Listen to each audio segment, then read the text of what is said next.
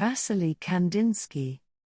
Wassily Kandinsky, a prominent Russian painter and art academic, played a significant role in pioneering 20th-century abstract painting.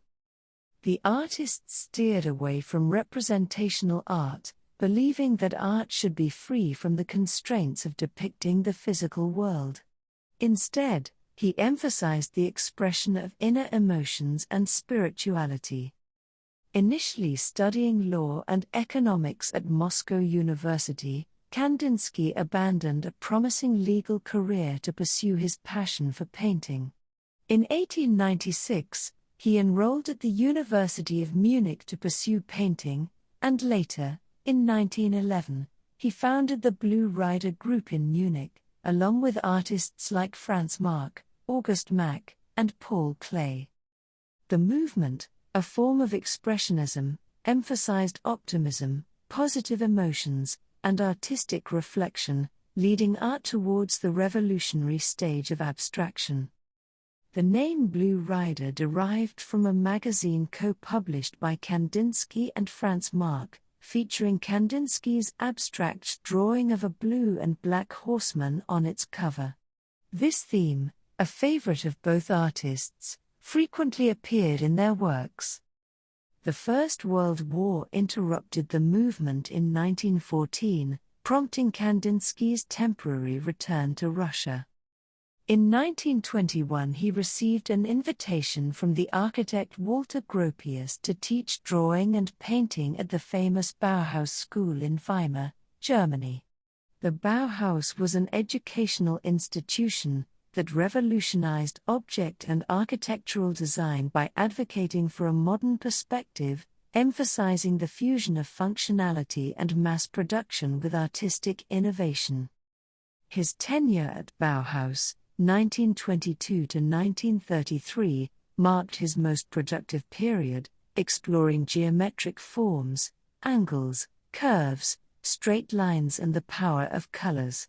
Kandinsky believed that color, akin to music, had the ability to evoke emotions and reach the inner aspects of people, without necessarily taking the form of an object or shape. This philosophy inspired his creations, characterized by vibrant colors, bold shapes, and dynamic compositions. In 1933, the school was forcibly shut down by the Nazis.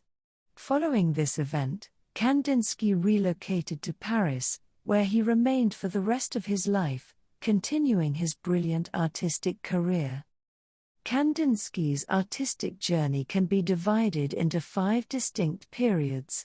The first period, from 1896 to 1908, focused on works related to his homeland, Russia. The second influenced by Fauvism and Expressionism, extending from 1908 to 1911. The third period, from 1911 to 1920, the most crucial, marked the rise of abstract expressionism. The fourth, from 1920 to 1933, incorporated elements from both Russian and Bauhaus influences, showcasing geometric shapes and cool colors. The fifth and final period relates to the years that he lived in Paris, from 1933 until his death in 1944, emphasized ornamentation and a rich color scale. The stages of abstract art can be studied in 3 main types of Kandinsky's work, from 1911 to 1920, namely improvisations, impressions, and compositions.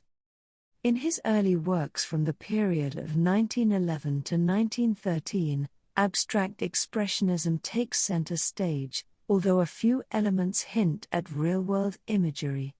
This form of expressionism resonates with the purity of forms, the intensity of colors, and often carries a sensitivity and lyrical quality akin to music. These works, titled Improvisations, were characterized by Kandinsky as unconscious, spontaneous expressions of an inward, non-material nature. The third category, compositions, includes spontaneous arrangements of color and line formations adapted to a predetermined design. Kandinsky described them as expressions of inner emotions. His works convey an impression that they result from internal emotional tension, adding depth and complexity to his artistic creations. Upon close examination, viewers discern that every brushstroke and line in Kandinsky's painting serves a purpose, contributing to the overall spiritual essence of his work. His cherished term, geistig, meaning spiritual in German, encapsulates his artistic vision, encompassing elements of spirit, intellect, and religion.